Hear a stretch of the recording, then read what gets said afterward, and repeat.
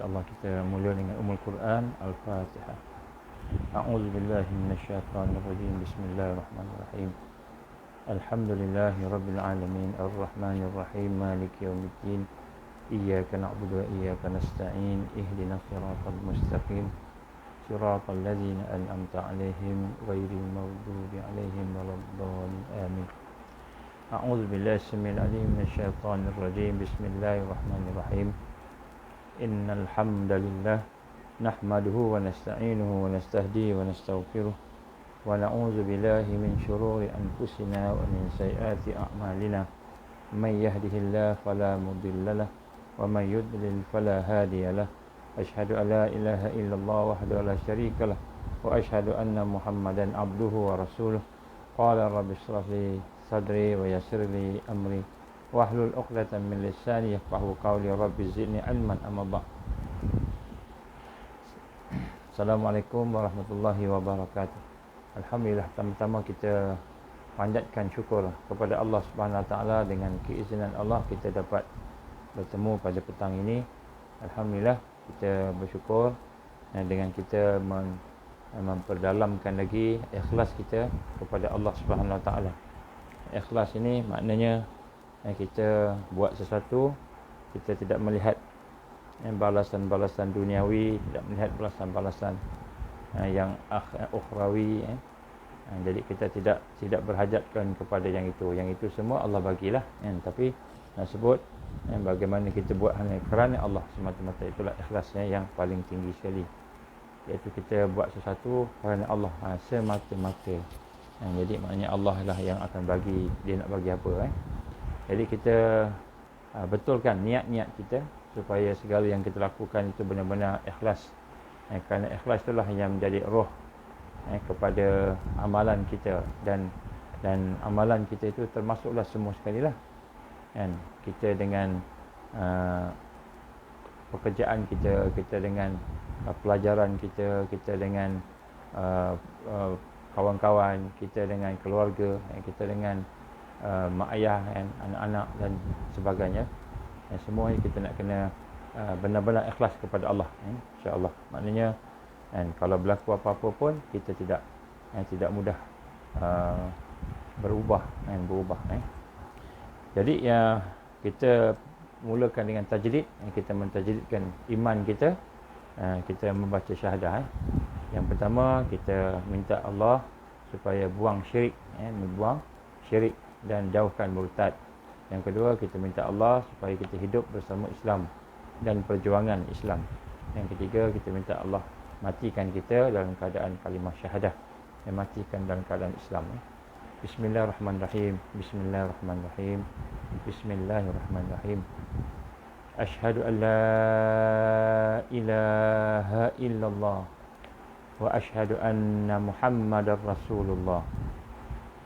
Asyhadu an la ilaha illallah wa asyhadu anna Muhammadar Rasulullah. Asyhadu an la ilaha illallah wa asyhadu anna Muhammadar Rasulullah. Allahumma salli ala sayyidina Muhammad wa ala ali sayyidina Muhammad kama sallaita ala sayyidina Ibrahim wa ala ali sayyidina Ibrahim wa barik ala sayyidina Muhammad wa ala ali sayyidina Muhammad kama barakta ala sayyidina Ibrahim wa ala ali sayyidina Ibrahim fil alamin innaka Hamidum Majid. Alhamdulillah, kita bersyukur, dan insya-Allah pada hari ini kita akan sambung apa yang kita bincang semalam berkenaan satu hakikat, satu perkara yang merupakan perkara yang berlaku dan sedang berlaku, iaitu kita nak merasai bahawa segala yang ada pada kita ini adalah merupakan daripada kasih sayang Allah. Jadi Allah bukan saja mencipta kita, menjadikan kita, memberi rezeki pada kita, memberi segala yang kita nampak pada hari ini, tetapi Allah juga sebenarnya sangat sayang kepada kita. Kita dah bincanglah sebahagian, insya-Allah kita akan sambung pada hari ini. Yang kita bincang semalam yang terakhir ialah bagaimana kita menggambarkan bahawa Allah akan memberi pahala yang banyak.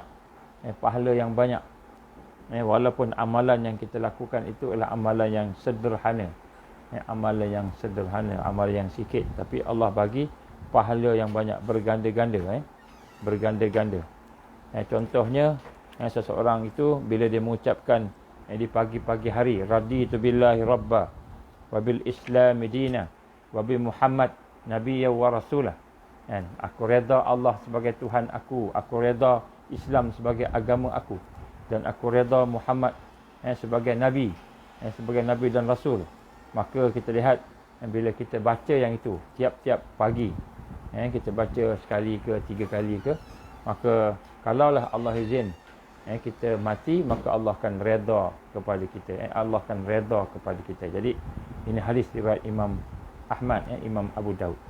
Barang siapa yang berdoa bismillahillazi la yadurru ma'asmi syai'un fil ard wala fis sama' wa huwas samiul alim. Siapa yang baca dengan nama Allah, tidak ada yang memudaratkan dengan namanya itu satu pun yang ada di bumi, yang ada di langit dan yang ada di bumi, dan dialah yang maha mengetahui, dia yang maha mendengar dan maha mengetahui.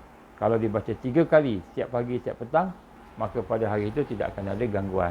Tidak akan ada gangguan. Allah akan selamatkan kita. Kalau ada pun gangguan, maka Allah akan beritahu kat kita, kita bersedia. Kita bersedia. Kita akan rasa ada sesuatu, kita akan bersedia. Dan Allah selamatkan kita. Maknanya, kalau kita terkena juga, katalah aksiden. Berlaku juga aksiden. Maka sebenarnya kalau tidak baca tu, lagi teruk lagi lah. Lagi teruk. Jadi bila baca tu, mudaratnya itu mungkin sikit sangat. Macam itulah. Lebih kurang. Jadi Allah SWT memberikan kepada kita kelebihan-kelebihan. Baca selawat, baca selawat contohnya 1 kali, Allah bagi kebaikan 10 kali dan sebagainya. Jadi Allah sayang pada makhluknya, hambanya, pada kita ni, Allah akan menggandakan amalan. Amalan sikit je tapi dia bagi banyak. Kalau kita kata bagi apa yang sekadarnya, tapi Allah tidak. Kemudian satu lagi perkara yang kita nak kena rasa ialah bahawa sesungguhnya Allah Subhanahu Wa Taala amat sayang kepada kita. Sebab itulah nama-namanya Asmaul Husna. Nama-nama Allah Asmaul Husna itu, nama-nama yang baik itu, yang melambangkan rahmat, yang melambangkan kasih sayang, lebih banyak daripada yang melambangkan ancaman. Yang melambangkan ancaman. Sampai kita kadang-kadang tak teringat ada ancaman. Al-Muntaqim contohnya, yang maha menyiksa. Al-Jabbar, yang maha mengalahkan, ataupun Al-Qahar, yang maha memaksa, ataupun yang maha perkasa. Jadi banyak nama-nama Allah yang menunjukkan kekuatan dan ancaman. Tetapi Allah SWT, yang kita tengok dalam Asmaul Husna Allah, banyak lagi nama-nama yang menunjukkan Allah ni memberi rahmat, cinta, sayang kepada hamba-Nya. Antaranya Ar-Rahman, Ar-Rahim, Al-Ghafur. Al-Ghafur, maha pengampun. Ar-Rahman, pengasih. Ar-Rahim, penyayang. At-Tawwab, yang maha menerima taubat. Al-Afu, yang maha memaafkan. Ar-Ra'uf, yang maha pengasih juga. Al-Wadud, yang maha mencintai. Al-Wadud. Al-Wadud. Al-Halim, yang maha penyantun. As-Sabur, yang maha penyabar. Al-Karim, yang maha penyantun, yang maha mulia. Asy-Syakir ataupun Asy-Syakur, yang maha mensyukuri. Allah SWT Asy-Syakur. Jadi kita lihat bahawa setiap makna-makna ayat nama-nama Allah ni menunjukkan Allah ni menunjukkan makna cinta, sayang, kasih, rahmat, rahim, rahman. Jadi sini kita lihat kadang-kadang setengah-setengah sifat itu diletakkan sebagai berurutan. Contohnya Ar-Rahim, Al-Wadud. Contohnya dalam ayat Allah Subhanahu Wa Taala, Allah gambarkan melalui Al-Quran, melalui lisan Nabi sallallahu alaihi wasallam, inna rabbi rahimun wadud. Inna rabbi, sesungguhnya Tuhan aku itu rahimun wadud. Maha penyayang, maha pengasih, lagi maha mencintai. Allah doublekan. Ar-Rahim, Al-Wadud. Maha penyayang, maha pengasih, maha mencintai. Al-Wadud. Jadi kita lihat mungkin nak macam sama je Ar-Rahim ataupun Al-Wadud, macam sama je makna dia, tapi sebenarnya beza, ada beza. Allah ni maha halus, Al-Latif. Dia berbeza. Contohnya kalau seorang kaya, ada seorang yang kaya memberikan wang kepada seorang fakir, dengan seorang kaya memberi wang kepada seorang kawan. Kita kawan dengan orang kaya bagi kita duit, wang. Jadi berbeza tak? Berbeza. Yang memberi wang kepada orang fakir itu disebut Ar-Rahim. Ar-Rahim. Penyayang. Dan yang memberikan wang kepada kawan tadi. Kawan nak perlukan duit, maka disebut Al-Wadud, yang mencintai. Yang mengasihi. Al-Wadud. Nampak macam sama tapi tak sama. Dia ada perbezaan dia. Ar-Rahim memberi kerana apa? Memerlukan. Dia tengok seorang fakir tak makan, tak minum, dalam keadaan kelaparan, dalam keadaan sakit, tak ada ubat, maka dia bantu. Bagi ubat, bagi makan minum. Itu Ar-Rahim. Fakir itu, orang itu memerlukan. Dengan rahimnya, dengan penyayangnya, dia bagi bantuan. Dan kawan tadi tu pula, kawan tu pula, dia bantu pula dengan Al-Wadud. Al-Wadud ni dia bantu, dia tolong kerana cinta kat dia, kerana sayang kat kawan dia, kerana sayang kat anak dia. Mungkin dia tidak memerlukan, tapi dia sayang, dia bantu juga, dia bagi juga duit. Dia bagi juga. Mungkin kawan itu tak perlu sangat. Maknanya kawan dia ni ada duit, contohnya ada keuangan, tapi dia bagi juga. Dia nak bagi juga. Kenapa? Al-Wadud. Tu bagi bukan kerana terpaksa, bukan kerana memerlukan, tapi dia nak bagi sebab sayang, cinta. Jadi namanya nampak macam sama, Ar-Rahim, Ar-Rahman, Al-Wadud contohnya, tapi sebenarnya dia ada pengertian dia. Jadi makna-makna yang berbeza. Nak menunjukkan kasih dan cinta Allah kepada makhluk ni, pada kita ni sangat luar biasa. Sangat luar biasa. Allah sayang kepada kita ni sebenarnya sangat luar biasa.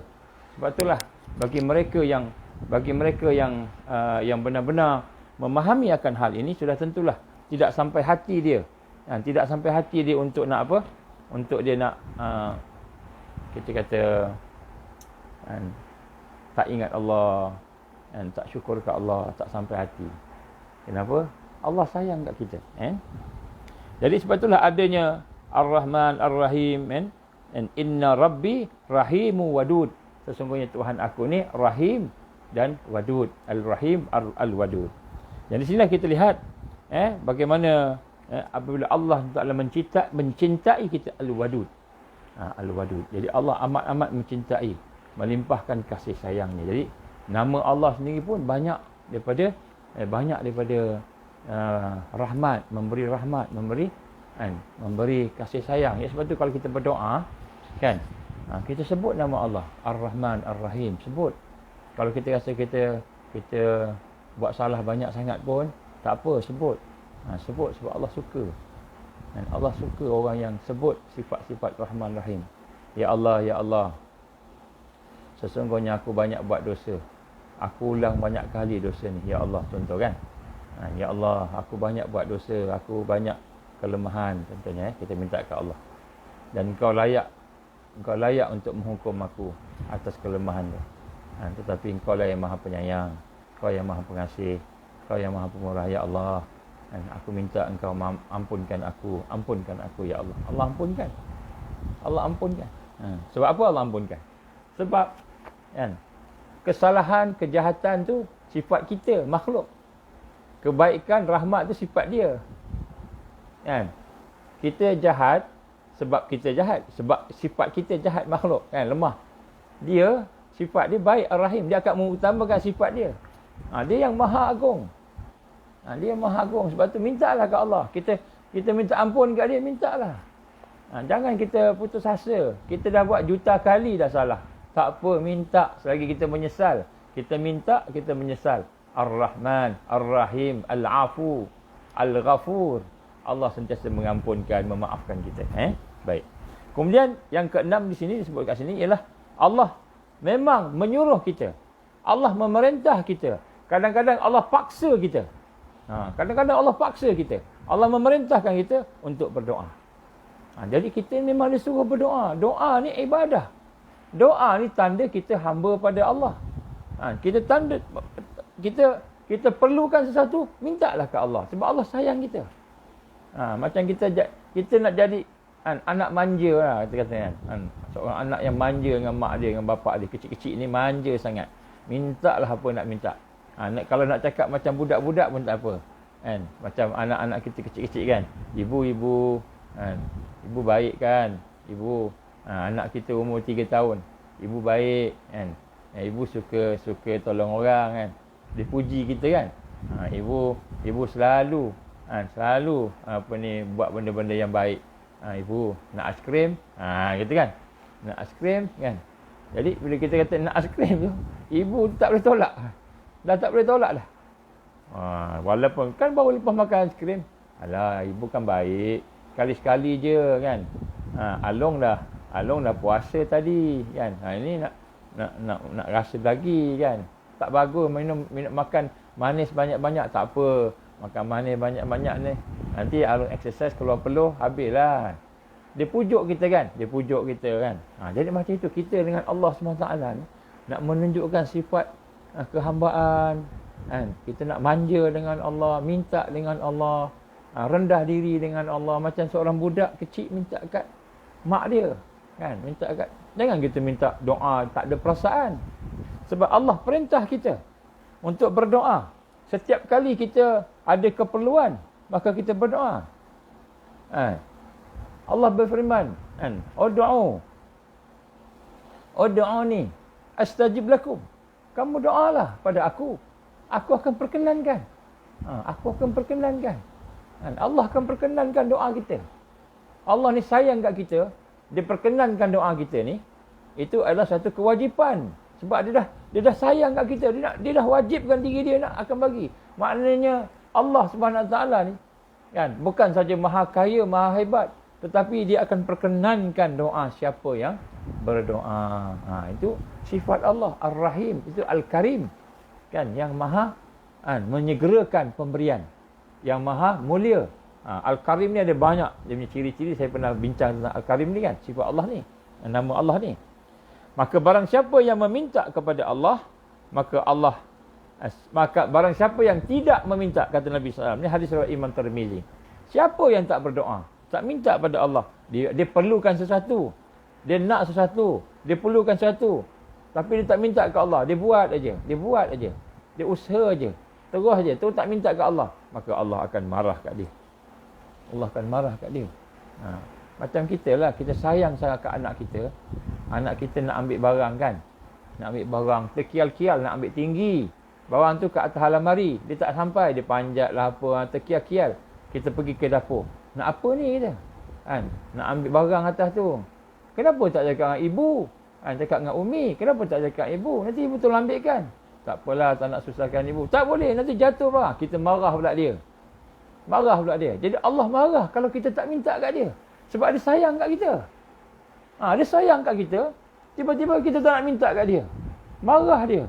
Kan? Barang siapa yang tidak meminta kepada Allah, siapa yang tidak berdoa pada Allah, maka dia akan marah kepadanya. Allah akan marah pada dia. Ini kata Rasulullah sallallahu alaihi wasallam. Maka Allah memang memerintahkan kita berdoa. Doalah, mintalah. Dan apa kau nak? Minta kan? Sebab Allah sayang pada kita. Allah sayang kat kita. Kita nak bayangkan bagaimana sayang Allah lebih daripada sayang mak, ibu kepada anak. Lebih kepada sayang atuk, nenek kepada cucu. Lebih lagi kan. Kalau manusia, kalau kita minta banyak-banyak kat orang rasa menyampah kan. Kita minta kat suami kita, minta kat isteri kita, minta kat kawan-kawan kita, minta, menyampah. Dia jadi menyampah, dia jadi asyik minta aja. Macam tak ada benda lain nak buat kerja, nak minta. Itu manusia. Sebab manusia tidak kaya. Manusia lemah. Dia tak mampu. Tapi Allah Subhanahu Wa Taala maha kaya. Allah maha kuat. Allah maha mampu, maha perkasa. Jadi memang dia suruh minta. Dan Allah perintahkan juga minta supaya kita menghiburkan dalam permintaan. Kita minta dalam keadaan penuh kehibahan. Kehibaan ni apa, sedih lah. Minta sungguh-sungguh kan. Maka semakin Allah sayang kat kita.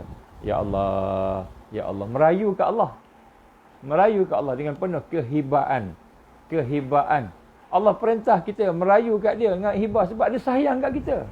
Jadi bila kita berdoa pada dengan penuh kehibaan, penuh kerendahan hati, dengan penuh kesedihan, minta merayu kat Allah, lagi Allah sayang kat kita.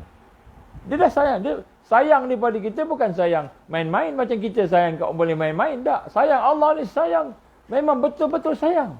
Amat sayang pada kita. Jadi kalau kita minta dengan rayuan, dengan nak tangisan, ya Allah tolonglah ya Allah. Lagi Allah sayang kat kita. Nah, silap-silap apa dia? Silap-silap bukan silap-silap Allah biarkan kita berdoa panjang doa. Dia bagi benda lain lah, bagi lagi bagian. Sebab dia nak dengar tangisan kita. Maka Nabi SAW menyatakan dalam hadisnya, dia kata Allah sangat mencintai orang yang menghibur dalam berdoa. Bila berdoa ni kena menghibur, kena penuh dengan syahdu, merayu. Kenapa? Kerana Allah sayang kat kita. Allah tak macam kita menyampah Kalau kita ni orang minta banyak-banyak menyampah, minta macam menangis-nangis, kita mengada-ngada. Apalah, dalam minta mengada-ngada dengan kita lah manusia. Bakhil manusia ni. Manusia ni hati dia keras. Allah SWT Al-Latif, Maha Halus. Ar-Rahman Ar-Rahim, Al-Wadud, Al-Afu, Al-Ghafur. Allah SWT Maha hebat. Maka kata Nabi, Allah sayang kepada orang yang berdoa dalam keadaan menghiburkan diri dia. Menghibur dalam doa. Dalam satu kenyataan yang dibuat oleh Tawus rahimallah, ini seorang tabi'in, pengikut sahabat. Dalam bahagian menghibur dan berdoa dia kata, aku selalu bila berdoa aku menghibur kepada Allah. Bukan kerana masalah yang aku hadapi, aku menghibur, minta, merayu pada Allah. Tapi bukan sebab masalah tu. Sebab Allah SWT suka hibaan. Allah suka rayuan. Allah suka kita merayu kat dia. Minta kat dia dengan penuh rendah. Dia macam anak-anak lah. Macam anak-anak kan. Ibu-ibu, tolonglah ibu kan. Kita anak kita baru 3 tahun, 4 tahun, 5 tahun kan. Kecil-kecil lagi tu kan. Ibu kan. Hari ni Angah dah puasa kan. Ibu masak sedap-sedap kambing bakar, boleh tak? Yang suka kambing bakar contohlah, yang suka bapak dia yang suka cakap kan. Tapi nak sebut macam ni, dia tukang merayu dia kat ibu dia, kat umi dia. Ibu kan baik kan. Ibu kan sifat penyayang. Dia pun pujuk kita kan. Dia merayu kat kita. Mana kita nak tolak anak-anak kecil merayu kat kita kan. Ini ialah sifat hamba. Sebab kita tahu Allah sayang kat kita. Maka kata Nabi, doalah dengan penuh kehibaan. Maka digambarkan oleh Allah SWT surah An-Naml ayat 62. Saya baca makna sajalah. Siapakah yang memperkenankan doa? Siapakah yang memperkenankan doa? Orang-orang yang dalam kesusahan apabila dia berdoa kepadanya. Siapa lagi? Mintalah ke Allah. Mintalah. Allah sayang kat aku. Allah sayang kat aku. Allah sayang kat kamu. Allah sayang kat hambanya. Mintalah. Jadi Allah sajalah yang akan mengabulkan doa. Minta ke Allah. Ini memang perintah Allah. Kemudian dalam satu hadis Nabi SAW, Innallaha hayya karim. Subhanallah. Ini dengar ni. Saya baca hadis ni pun malu. Innallaha hayya karim. Yastahyi. Iza rafa'al 'abdu ilahi yadayhi yad'uhu an yarudduhuma safran khaibin. Subhanallah. Allah SWT Maha Pemalu. Maha Pemalu. Dia sayang kat kita. Dia bukan sayang kat kita saja. Allah Maha Pemalu. Dan Maha Mulia. Al-Karim.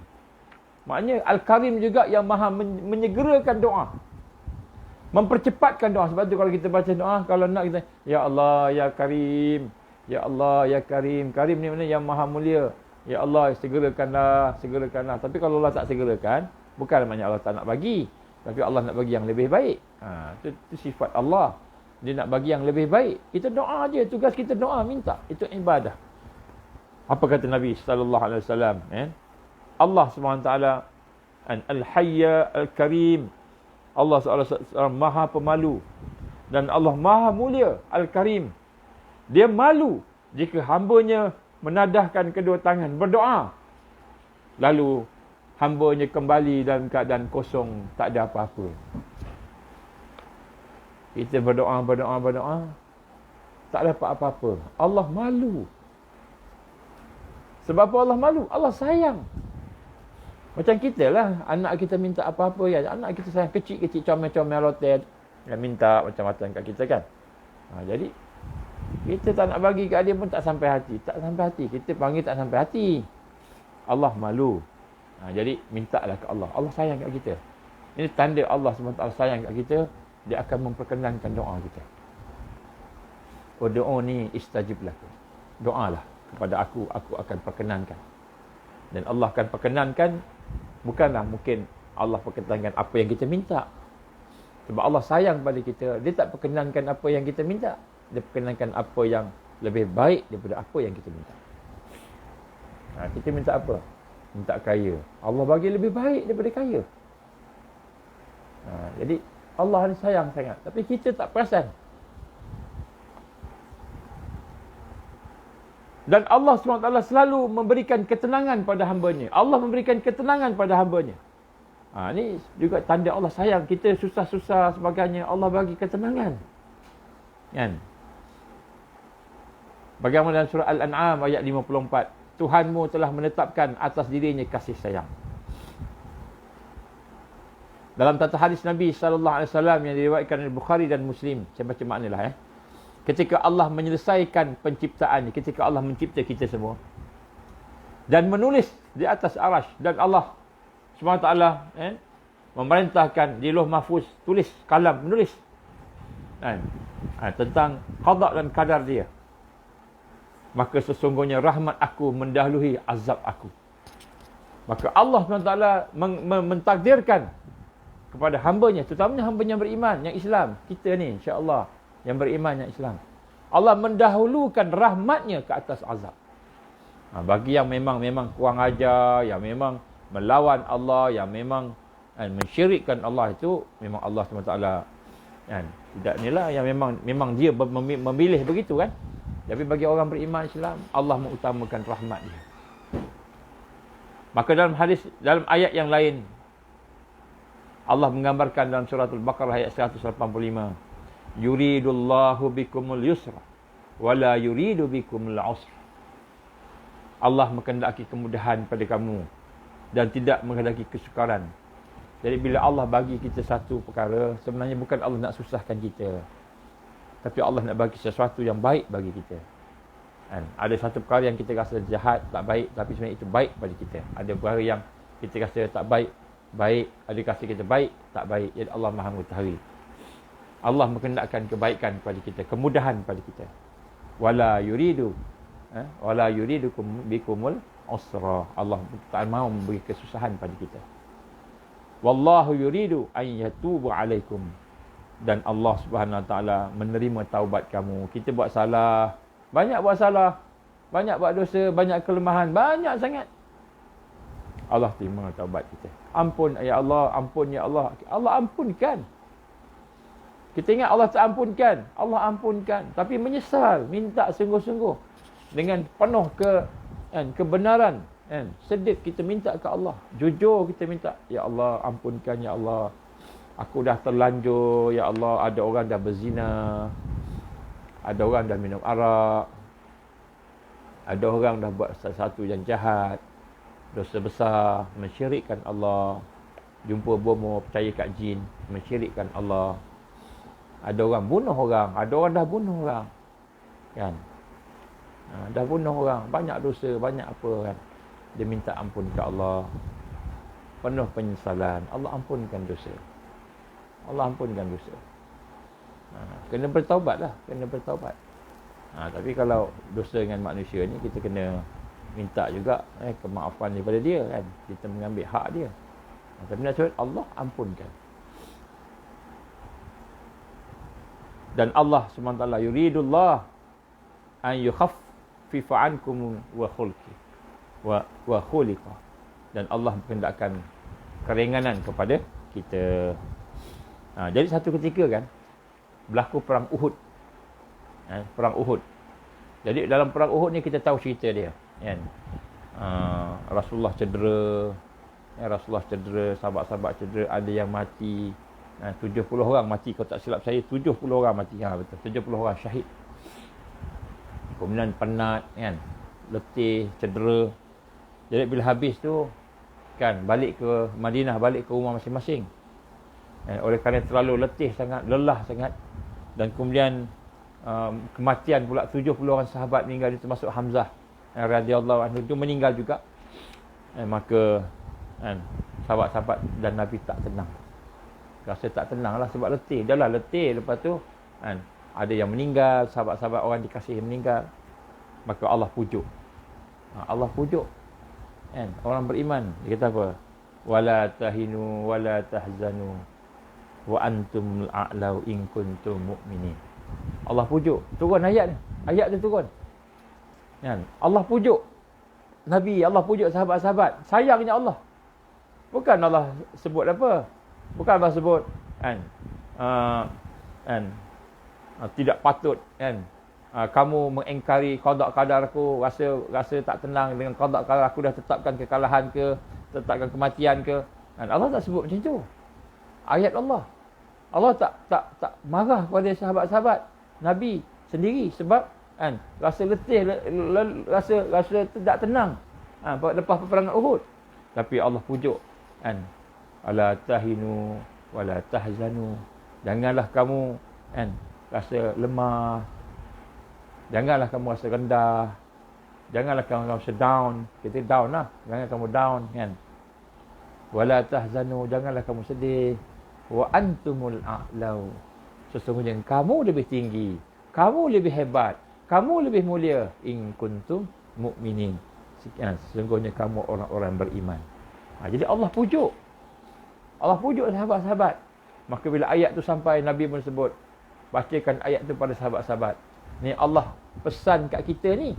Allah pesan kat kita, wala tahinu wala tahzanu wa antumul a'lau in kuntum mu'minin. Janganlah kamu rasa letih, lemah, down, rasa lelah, rasa penat. Jangan rasa penat. Jangan kamu rasa sedih, ada yang meninggal dunia, 70 sahabat-sahabat meninggal dunia. Jangan rasa sedih. Wa antumul a'lau, kamu tinggi, kamu hebat, kamu mulia. In kuntum mu'minin, sungguhnya kamu ni orang-orang beriman. Allah pujuk. Jadi sebab tu bila kita sedih-sedih baca Quran, kita baca Quran tu, kita akan nampak Allah akan pujuk kita, Allah akan tenangkan kita. Kan? Kita baca Quran, Allah kadang tenang tu bukan sebab makna dia, tapi bila kita baca Quran tu dah tenang dah. Baca Quran tu dah tenang. Kan? Kita rasa sedih kan? Sedih. Kita baca Yasin. Bismillahirrahmanirrahim. Yasin.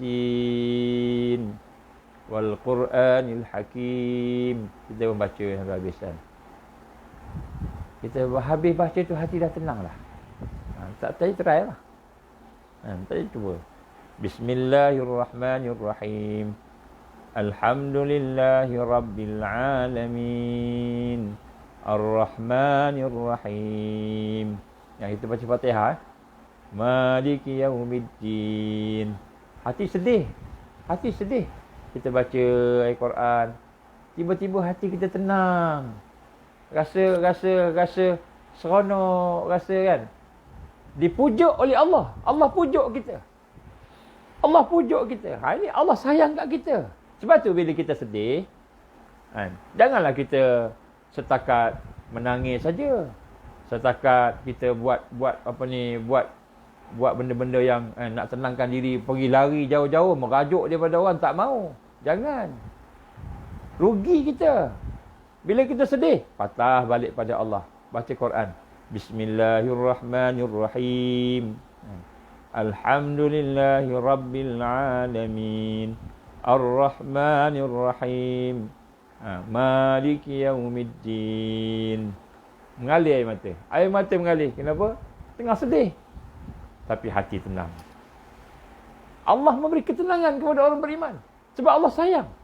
Macam peristiwa Uhud tadi. Nabi letih, cedera, kan, sakit, penat. Kemudian ada pula sahabat-sahabat, pak saudara dia Hamzah. Hamzah pula syahid, mati, meninggalkan dia. 70 orang sahabat-sahabat mati perang Uhud. Semua dalam keadaan letih, balik rumah semua letih, lepak. Allah pun turunkan wahyu. wala tahinu wala tahzanu wa antumul a'lau in kuntum mu'minin. Jangan kamu sedih, jangan kamu rasa lemah, jangan kamu rasa down, stres, tertekan. Jangan. Jangan kamu rasa sedih. Sesungguhnya kamulah orang yang mulia, yang tinggi, yang maha, yang hebat. Kamulah mulia, kamu tinggi banding dengan sana tu. Kemudian kamu ni beriman. Apa ayat seterusnya?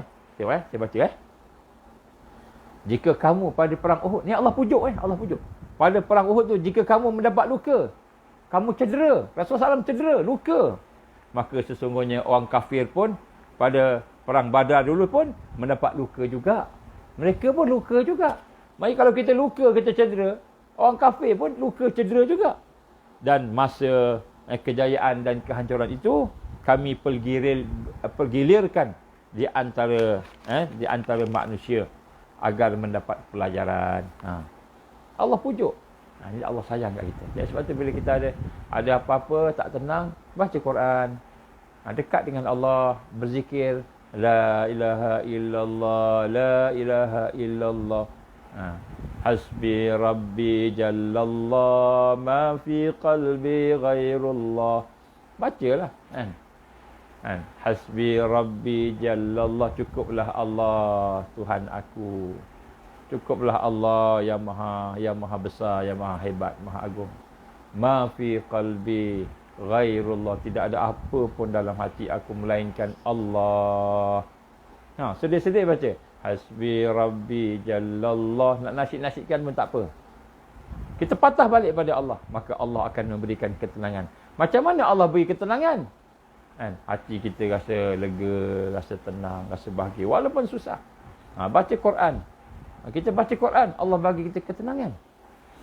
Itu tanda Allah sayang kat kita. Kan? Allah sayang. Tapi kalau kita sedih sebagainya, kita tengok cerita Hindustan, kita tengok cerita lawak jenaka, oloknya tengok lawak jenaka boleh hilang kesedihan. Dan Allah biarkan kita tak kembali ke dia. Kita kena patah balik ke dia, baru kita rasa ini Allah sayang kat kita. Kemudian Allah yang ke-8, Allah menyiapkan syurga. Allah menyiapkan syurga.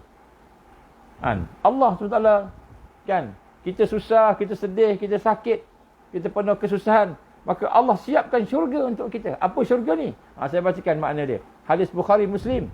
Aku telah mempersiapkan syurga kepada hamba-hambaku. Allah gunakan perkataan apa? Telah mempersiapkan. Maknanya syurga untuk kita ni dah ada dah. Kalau tuan-tuan, puan-puan, kalau kita semua adalah ahli syurga, kalau kita lah Allah SWT pilih sebagai Islam, orang beriman, orang yang beramal, orang yang insya-Allah mati husnul khatimah, kalau Allah pilih kita, Allah dah ada dah. Syurga untuk kita dah siap dah. Dah siap dah. Aku telah mempersiapkan syurga bagi hamba-hambaku yang saleh. Yang mata tak pernah melihat, yang telinga tak pernah mendengar, yang hati tidak pernah terdetik padanya. Jadi syurga ni Allah dah siapkan dah. Wahai saudara-saudara, tuan-tuan, puan-puan yang bersedih hati, yang takut dengan Dajjal dan sebagainya, takut sangat ni. Akhirat ni, akhir zaman ni, takut sangat. Allah dah siapkan syurga kita. Syurga dah ada dah. Macam kita lah nak buat rumah. Kan, kita dah kumpul duit nak buat rumah. Rumah tu apa? Rumah special, banglo, bukan banglo, istana. Istana, siap dengan kebunnya. Siap dengan kebunnya, dengan istananya, dengan apa ni, pengasuhnya, tukang jaganya, siap semua sekali. Siap. Bukan Allah bagi rumah kosong. Kalau kata cuci kaki je masuk, tak. Allah bagi sekali dengan pembantunya, bidadarinya, bidadaranya, rakyatnya. Ada rakyat pula tu. Ada yang mengikut kita. Allah bagi rumah, pasar kita punya sendiri. Bayangkan kita ada rumah, tinggal nak pindah je. Nak pindah je. Nak pergi ke sana je, belum pergi lagi. Kenapa? Kita masih ada tugas dan tanggungjawab di dunia ni, belum mati lagi. Jadi Allah gambarkan apa? Aku telah mempersiapkan syurga untuk hamba-hambaku yang soleh, yang tak pernah mata melihatnya, Yang tak pernah telinga mendengarnya. Yang tak pernah hati terdetik. Tak pernah. Kalau kita pernah melihat sesuatu yang hebat, maka syurga lebih hebat lagi. Kita mendengar, telinga mendengar berita yang hebat, maka syurga lebih hebat lagi. Kalau hati kita pun yang terdetik, agaknya macam mana syurga ni? Hati kita pun bayangkan, kita fahamkan, maka syurga lebih hebat lagi. Allah sayang kat kita. Allah sayang kat kita. Kita tak sayang Allah ke? Malu kita. Allah bagi kita cobaan-cobaan. Maka adakah kita faham bila Allah menyebutkan, aku telah mempersiapkan syurga untuk kamu. Allah dah siapkan syurga dah. Dah siapkan syurga untuk kita. Orang beriman ni. Macam kita nak beli rumah, dah tahu dah nak beli rumah. Cuma belum pindah lagi. Adalah mungkin kita kerja, kita tak habis lagi. Rumah kita mungkin dekat utara, dekat selatan. Dekat mana-mana tempat lain kan. Kita dah beli, dah ada tanah, dah ada kebun. Semua dah ada dah. Siap dengan semua sekali. Dengan pengasuhnya, dengan penjaganya. Semua sekali siap. Cuma kita belum pindah. Sebab kita masih bekerja di dunia ni. Masih lagi bekerja. Tak pindah lagi. Tak habis lagi. Tu kawan saya meninggal semalam. Dia dah pergi dah. Dah jumpa dah dengan Allah. Mudah-mudahan dapat syahid fisabilillah. Maka kita faham tak? Hari ni bahawa Allah sayang kat kita. Kita faham tak? Kita rasa tak Allah sayang kat kita? Kita nak kena rasa Allah sayang kat kita ni. Barulah kita boleh nak beribadah dengan penuh sungguh-sungguh. Tak payah paksa-paksa dah. Memang Allah sayang kat kita. Maka mungkin terbit satu soalan. Jika Allah sayang kat kita, cinta kat kita, kenapa Allah memberikan musibah, kesusahan, ujian, cobaan? Kenapa Allah bagi kita miskin? Kenapa Allah bagi kita sakit? Kenapa Allah bagi kita cacat? Kenapa Allah bagi kita dajjal? Kenapa Allah bagi kita kesusahan-kesusahan? Penderitaan? Kenapa? Timbul satu soalan. Kalau Allah sayang, kenapa Allah bagi kesusahan, ujian? Allah menimpakan kita ujian supaya kita sedar akan ujian tersebut, maksiat. Contohnya Allah timbulkan kita terjebak dalam maksiat.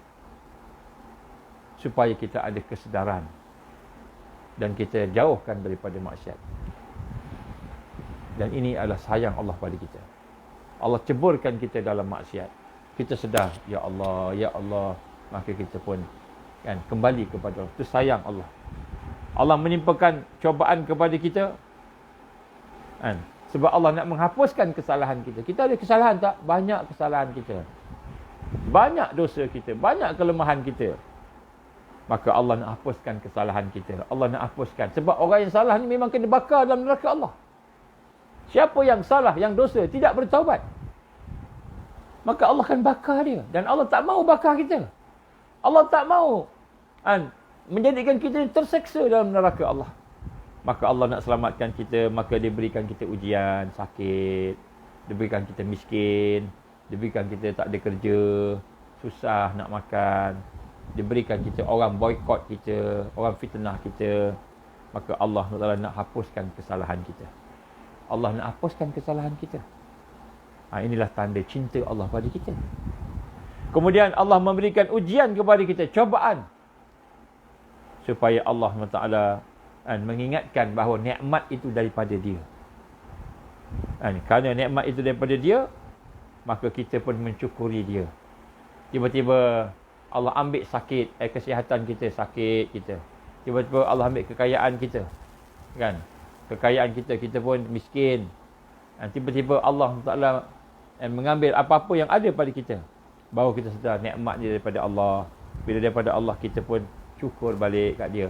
Ya Allah, ampunkan dosaku, aku tidak mensyukuri nikmat. Jadi apa sebenarnya ujian tu? Ujian tu sebenarnya lah sebab Allah sayang kat kita. Allah sayang kat kita, dia bagi ujian supaya kita tidak jadi orang yang lalai, orang yang mengkufuri nikmat Allah. Allah bagi kita sihat, pernah kita syukur sungguh-sungguh? Pernah kita menangis atas kesihatan kita? Pernah kita menangis di atas kekayaan kita? Kita tak layak pun. Tapi Allah bagi kita. Allah bagi kita. Ada orang buta, daripada lahir dah buta. Ada orang pekak, daripada lahir dah pekak. Ada orang cacat, lahir-lahir tak ada tangan, tak ada kaki. Tapi kita ada. Pernah kita syukur ada tangan, ada kaki. Sungguh-sungguh, alhamdulillah ya Allah, tangan aku. Kita tak syukur betul-betul, maka Allah ambil tangan kita, Allah ambil kesihatan kita. Tujuan dia bukan Allah nak anyaya kita, tak. Allah nak suruh kita bersyukur, patah balik. Maka kita pun patah balik. Kita rasa nikmat daripada Allah, kita patah balik. Maka itulah cinta Allah pada kita. Allah sayang kat kita, dia tak mahu kita ni lalai dengan dunia ni. Allah juga menimpakan ujian, cobaan, musibah pada kita supaya kita faham di dunia ialah tempat ujian. Dunia ni tempat ujian. Dalam syurga tak ada dah sakit, tak ada dah tuan-tuan puan-puan. Kalau kita sakit hari ni, accident ke, dalam syurga tak ada dah sakit, semua tu Allah baikkan. Kalau kita buta kat dunia, dalam syurga Allah celikkan, boleh nampak. Kalau kita pekak telinga kita di dunia ni, Allah dalam syurga Allah betulkan, Allah sihatkan telinga kita, tubuh badan kita. Allah kembalikan kepada asal, malahan lebih hebat daripada kesihatan kita pada hari ini. Jadi Allah uji kita dengan kesusahan, perkara-perkara tadi supaya kita faham inilah hakikat dunia. Dunia ni tempat ujian. Supaya kita tidak lalai dengan dunia, supaya kita merindui syurga, supaya kita merindui untuk berjumpa dengan Allah. Ya Allah, ya Allah, ya Allah. Kita pun duk zikir kat dia, ya Allah, ya Allah. Bila Allah uji kita, memanglah dunia ni diambil daripada kita, tapi cinta Allah, sayang Allah kepada kita supaya kita ingat akhirat. Supaya kita hajat nak bertemu dengan Allah Subhanahu Wa Taala. Allah uji kita, Allah cuba kita. Supaya kita reda dengan af'al Allah, perbuatan Allah, reda dengan hikmah Allah. Allah nak tengok kita ni betul-betul reda tak pada dia sebagai Tuhan ataupun hanya cakap saja. Maka Allah pun uji betul-betul sungguh-sungguhnya kita reda, maka Allah pun meredai kita. Jadi ujian tu jadi sebahagian daripada sayang Allah kat kita. Ujian sebahagian daripada cinta Allah pada kita. Bukannya Allah tak sayang kita, sebab Allah dah sediakan kita apa? Yang lebih hebat daripada apa yang dia ambil daripada dunia ni. Allah ambil apa? Kesihatan. Allah ambil kesakitan, penderitaan, kemiskinan, kesusahan. Allah ambil segala perkara-perkara yang lemah pada kita tadi. Yang kita kata kehilangan dunia tadi. Allah gantikan dengan sesuatu yang tak pernah dilihat oleh mata, tak pernah didengar oleh telinga, tak pernah terlintas oleh hati. Allah gantikan dengan yang lebih baik. Innallaha ashtara minal mu'minin anfusahum wa amwalahum bi anna lahumul jannah. Sesungguhnya Allah telah membeli daripada orang-orang beriman diri mereka, harta mereka dengan syurga. Allah nak bagi syurga. Jadi supaya kita tak lalai dengan dunia, tak terpengaruh dengan dunia, menjadi kufur kepada Allah. Allah sayang pada kita, Allah uji kita, kita patah balik pada Allah. Kita patah balik pada Allah. Allah ambil apa kita? Rumah terbakar. Rumah terbakar. Di syurga Allah bagi rumah yang jutaan kali baik daripada rumah yang terbakar. Allah ambil kesihatan kita. Allah ambil kesihatan kita. Sakit sana, sakit sini. Cacat sana. Kena kanser tak ada ubat. Macam-macam. Tiap-tiap hari sakit. Dekat syurga tak ada dah kesakitan. Tak ada dah kesakitan. Tuan-tuan, puan-puan. Dalam syurga Allah. Mudah-mudahan Allah bagi rahmat kat kita. Masuk dalam syurga dia. Dalam syurga Allah nanti kita rindu sakit. Sakit tu kita rindu.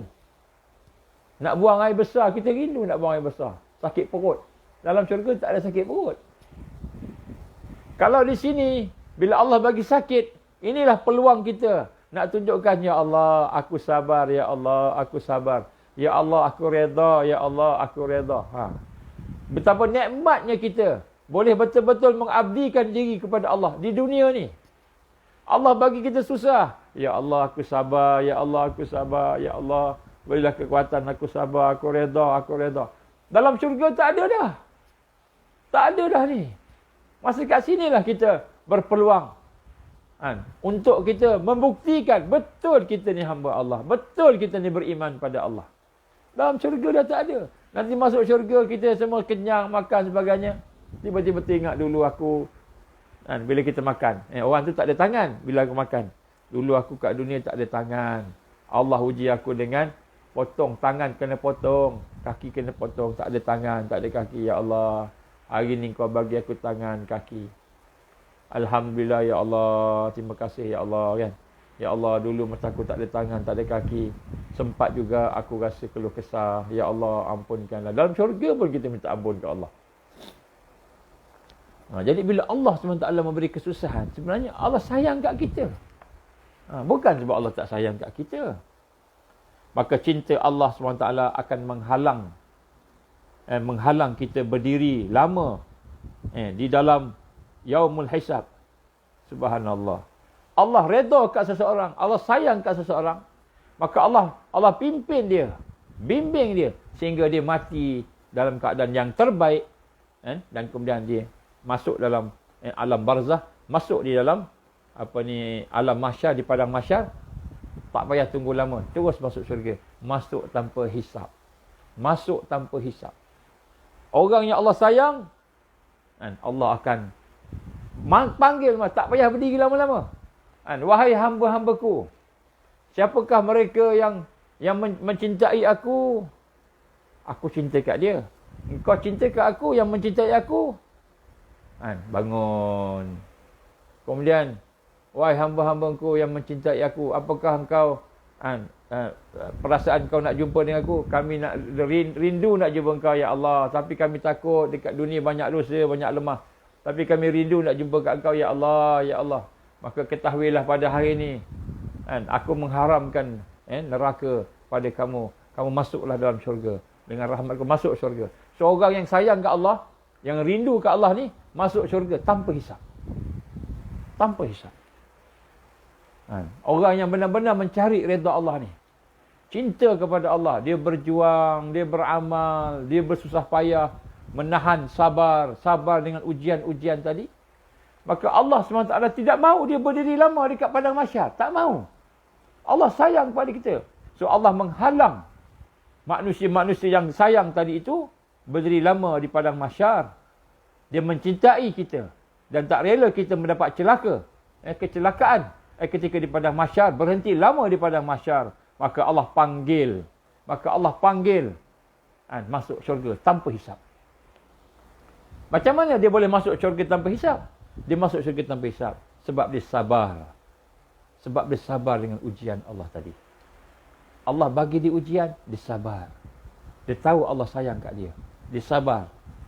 Maka dia pun buat, ikut apa yang Allah perintah. Mati dia, Allah tak tunggu lama dah. Allah panggil semua. Masuk terus dalam syurga tanpa hisap. Tanpa hisap. Sebab tu ada di kalangan kita, saya dah cerita yang lepas kan. Ada di kalangan kita, dia bangkit di atas, di padang mahsyar, dalam keadaan dia ada kepak, dia ada sayap. Dia ada sayap. Dia ada sayap. Sehingga kan, tidak jumpa dengan yaumul hisab. Ada di kalangan hamba-hamba Allah yang tidak jumpa dengan yaumul hisab. Tak sempat tengok neraka. Neraka tak sempat. Titian sirat tak sempat tengok titian sirat. Ada di kalangan hamba Allah yang digambarkan oleh Rasulullah SAW, diberi sayap, terus terbang. Daripada pada mahsyar terus naik atas. Masuk syurga terus. Naik atas dia masuk syurga.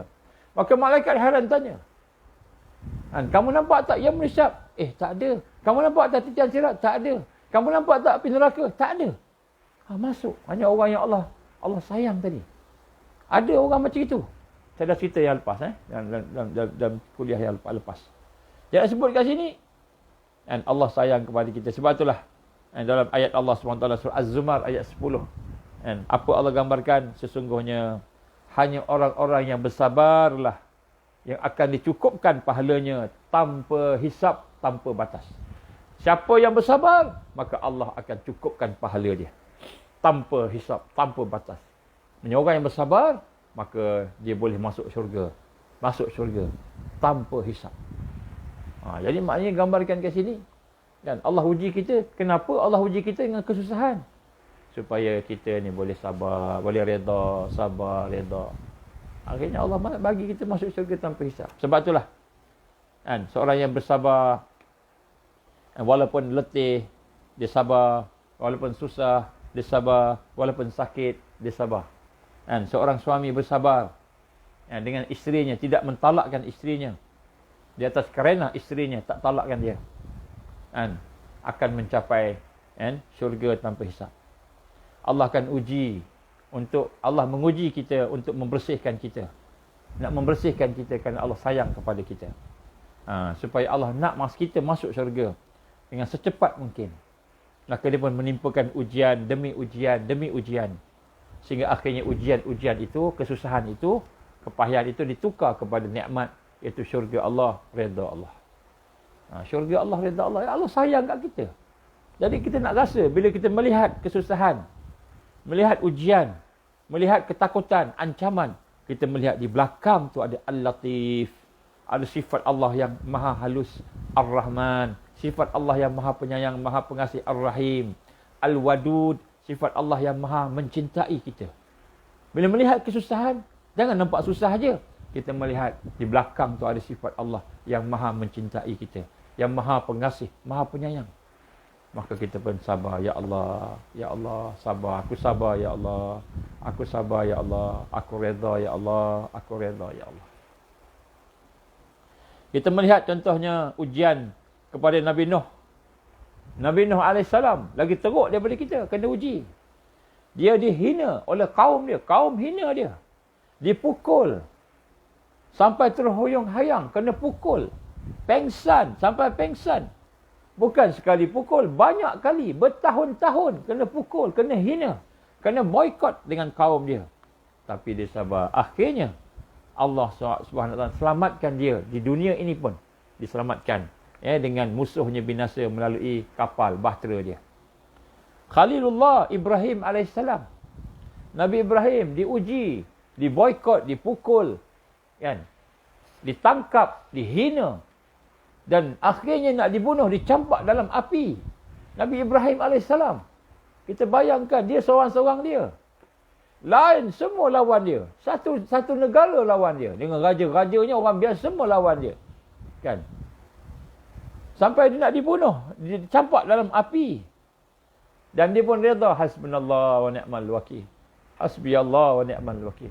Hasbiyallah wa ni'mal. Cukuplah Allah, cukuplah Allah. Dia tak ada penyokong. Nabi Ibrahim, masa dia nak dibakar, tak ada orang sokong dia. Dia seorang-seorang dia. Dan diuji dengan kesusahan, kepayahan. Dan dilemparkan dalam api. Dia hanya ada Allah. Hasbunallah wa ni'mal wakil. Hasbunallah wa ni'mal wakil. Cukuplah Allah sebagai pemelihara aku. Cukuplah Allah sebagai pelindung aku. Cukuplah Allah. Hasbunallah wa ni'mal wakil. Hasbunallah wa ni'mal wakil. Cukuplah Allah memelihara. Cukup Allah. Nabi Ibrahim. Akhirnya, hasil daripada ujian itu, dia dimuliakan. Darjatnya dimuliakan. Darjatnya diangkat tinggi di antara manusia. Maka semua manusia mencintai Ibrahim AS sampai ke hari ini. Malah kita pun baca selawat. Selawat Nabi Allah Ibrahim. Bukan Nabi Muhammad aja. Nabi kita Nabi Muhammad. Tapi Allahumma salli ala Sayyidina Muhammad wa ala ali Sayyidina Muhammad. Kama sallaita ala Sayyidina Ibrahim wa ala ali Sayyidina Ibrahim. Nampak? Ya Allah, aku berselawat padamu, pada Muhammad dan ahlinya, sebagaimana engkau berikan selawat kepada Ibrahim dan kepada ahli keluarganya. Nampak? Nabi Ibrahim diangkat kemuliaannya. Kenapa? Sebab dia seorang-seorang dia. Lawan dengan kerajaan, dia seorang dia. Dan kemudian dicampak dalam api. Bila dicampak dalam api, maka hasbunallah wa ni'mal wakil. Cukuplah Allah sebagai pemelihara aku. Allah angkat darjat dia sehingga menjadi bapa kepada rasul dan nabi-nabi. Banyak anak-anak dia semua ada nabi, ada rasul, termasuklah Nabi Ismail alaihissalam, Nabi Ishak, Nabi Yaqub dan sebagainya. Jadi kita lihat Nabi Ismail pun sama, diuji dengan sembelihan, nak disembelih. Tapi dia tunduk pasrah kepada Allah. Akhirnya Allah menghormatinya, memuliakannya dengan tebusan kibas. Nabi Yaqub sedih, diuji kehilangan anak yang disayang, Yusuf, kan? Menangis sampai buta matanya. Akhirnya bertemu semula dengan Yusuf dan kemudian Allah kembalikan penglihatannya. Nabi Musa alaihissalam, kalamullah, dia mengembala kambing, jaga kambing ni. Padahal dia anak raja, kan dia anak raja, kan Fir'aun jaga dia. Kan? Fir'aun jaga dia, hidup dengan mewah sebagainya. Tapi kemudian dia keluar istana, kena jaga kambing. Jaga kambing. Dan kemudian 10 tahun lepas tu dia angkatkan Allah sampai peringkat dia dijadikan sebagai digelar sebagai kalimullah. iaitu seorang yang boleh bercakap dengan Allah. Nabi Musa dia boleh bercakap dengan Allah. Macam mana jangan tanyalah kan. Dia sebut bercakap dengan Allah. Direct dia cakap, dia tak melalui Jibril. Nabi Isa AS, ibunya dituduh zina padahal ibu ni salihah. Dan kemudian bagaimana ibunya dijadikan semulia-mulia orangnya. Semulia-mulia wanita. Maryam. Kemudian Isa sendiri diangkat dan akan turun lagi sekali. Kita akan jumpa mudah-mudahan. Jumpa Isa AS. Mudah-mudahan. Allah izin kita jumpa. Mudah-mudahan. Kalau dapat jumpa dengan dia, Alhamdulillah. Kan? Nabi Muhammad sallallahu alaihi wasallam. Nabi Muhammad sallallahu alaihi wasallam dia dari kecil-kecil lagi dah Allah uji dia. Dari kecil lagi lahir. Kan ayah dia meninggal dunia. Tak sampai berapa tahun? Kan? Maknya pula meninggal dunia. Pergi ke atuk dia Abu Muttalib. Baru nak kita kata bersama dengan Abu Muttalib kan? Meninggal pula Abdul Muttalib. Bila Abu Muttalib meninggal, pergi ke pak saudara pula Abu Talib kan. Betul Abu Talib pula meninggal kan. Maknanya kan dia punya perjalanan ni kan. Dengan dia diserang dan macam-macam lah sampai nak dibunuh Nabi Muhammad sallallahu alaihi wasallam. Tapi akhirnya dia berjumpa dengan Allah dalam keadaan menjadi insan yang paling mulia. Baik, jadi ini adalah antara perkara-perkara yang kita gambarkan sebagai tanda-tanda ataupun kita kata perkara-perkara yang menunjukkan bahawa Allah sangat sayang kepada kita. Allah sangat sayang kepada kita. Buktilah kita kata. Bukti-bukti bahawa Allah sayang kepada kita. Jadi tuan-tuan dan puan-puan, Allah sayang pada kita ni. Maka malulah kita kalau kita beramal dalam keadaan main-main. Tak serius. Sebab tu bila kita baca Fatihah tu dalam solat, baca betul-betul. Sebab Allah jawab. Bismillahirrahmanirrahim. Alhamdulillahirabbil alamin. Kita baca sepenuh hati kita. Dengan rendah diri baca. Allah jawab, hamba aku memuji aku kan. Ar-Rahmanir-Rahim. Hamba aku memuji aku lagi kan. Maliki yaumiddin. Hamba aku memuji aku. Jadi Allah jawab. Baca sungguh-sungguh. Kita beramal sungguh-sungguh. Jadi insya-Allah tuan-tuan dan puan di akhir Ramadan ini sama-samalah kita membina kekuatan kita supaya mudah-mudahan apa yang ada pada kita ni lahir daripada sayang kepada Allah. Maksudnya kita beribadah tu bukan hanya setakat kita beriman pada Allah. Kita yakin dengan Allah, tapi kita nak rasa sayang. Sayang pada Allah. Kenapa kita nak kena sayang pada Allah? Bukan sahaja Allah menjadikan kita, memang Allah jadikan kita. Memang Allah bagi nikmat pada kita, tetapi sebenarnya Allah sangat sayang pada kita. Allah sangat sayang. Maka kita jadilah orang yang menyayangi Allah. Jadi kita ibadah dengan perasaan sayang ke Allah.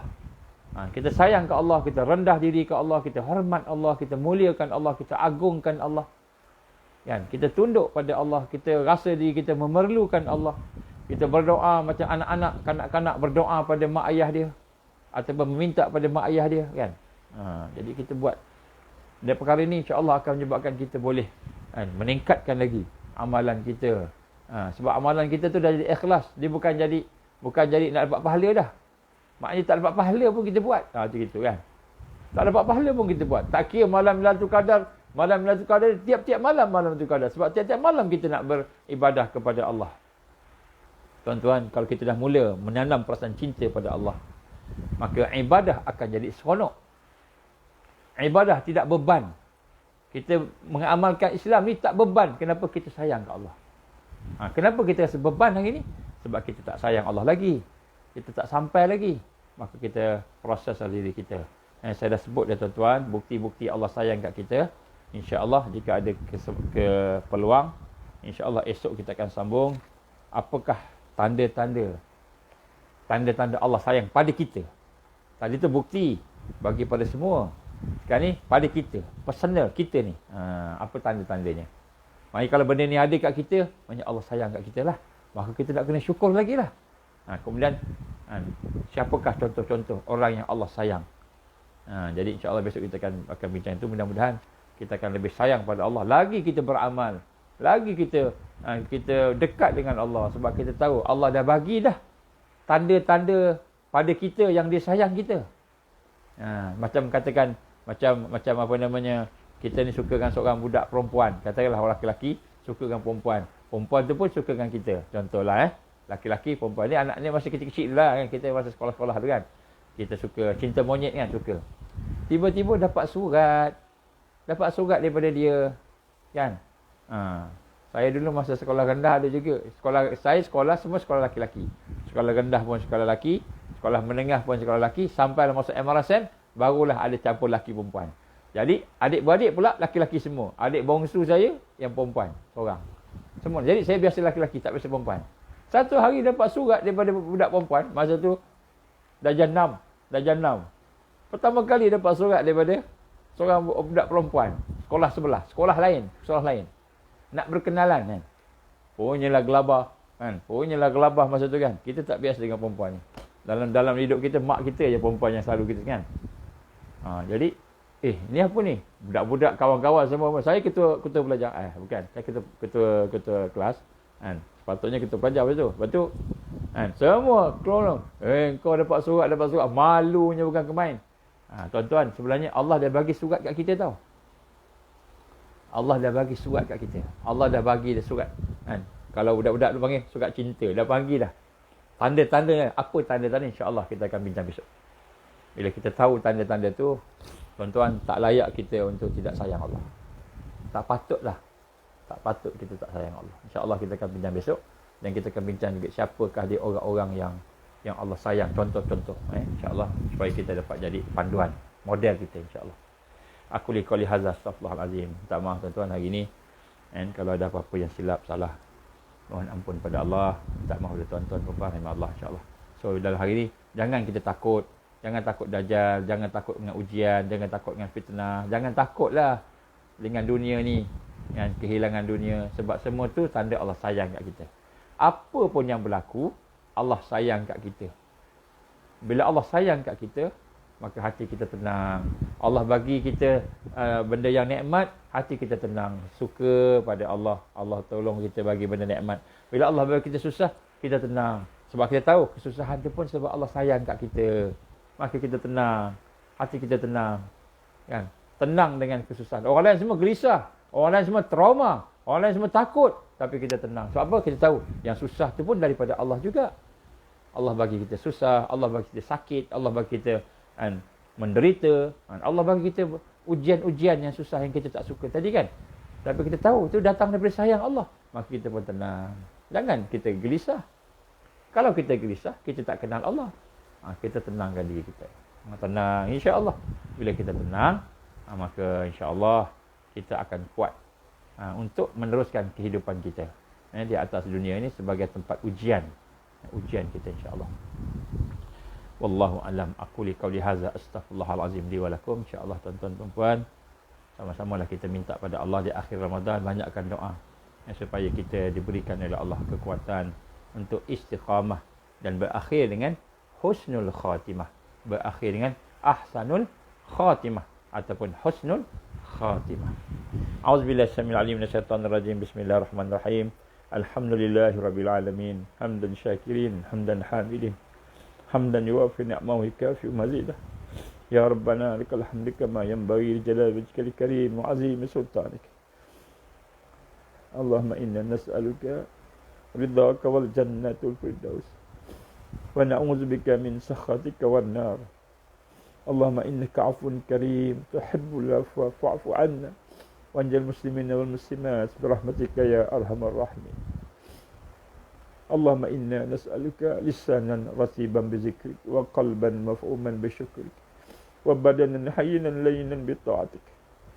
اللهم إنا نسألك إيمانا كاملا ونسألك قلبا خاشعا ونسألك علما نافعا ونسألك يقينا صادقا ونسألك دينا قيما ونسألك العافية من كل بلاء ونسألك تمام الغنى عن الناس وهب لنا حقيقة الإيمان بك حتى لا نخاف ولا نرجو غيرك ولا نعبد شيئا سواك واجعل يدك مبسوطة علينا وعلى أهلنا وأولادنا ومن معنا برحمتك ولا تكلنا إلى أنفسنا طرفة عين ولا أقل من ذلك يا نعم المجيب.